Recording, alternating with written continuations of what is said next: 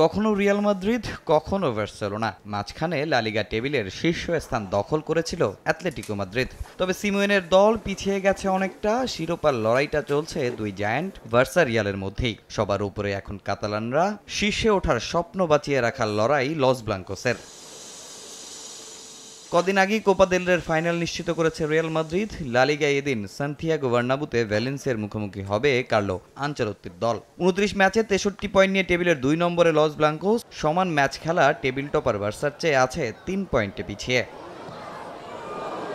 রিয়ালের সামনে এই ম্যাচের প্রতিপক্ষ তুলনামূলক সহজ।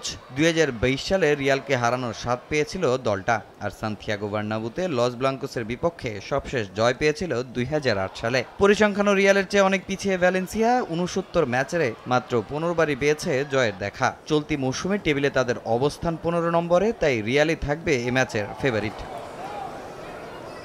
তবে শুধু ৩ পয়েন্ট পেলেই শীর্ষে ওঠা হবে না রিয়ালের। বড় ব্যবধানে জিতে কমাতে হবে গোল ব্যবধান। এদিন রাতেই আবার রিয়াল বেতিসের বিপক্ষে ৩০তম ম্যাচ খেলতে মাঠে নামবে বার্সেলোনা।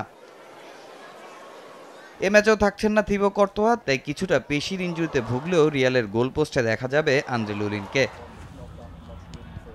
এর আগে ইপিএলে এভারটনের মুখোমুখি হবে আর্সেনাল। মৌসুমের শুরুতে শিরোপা জয়ের স্বপ্ন থাকলেও এখন তারা লিগ টাইটেল থেকে অনেক দূরে। তাদের চেয়ে ১২ পয়েন্টে এগিয়ে টেবিল টপার লিভারপুল। পয়েন্ট ব্যবধান কমানোটাই এখন বড় চ্যালেঞ্জ মিকেল আর্তেতার। তামিম হোসেন, সময় সংবাদ।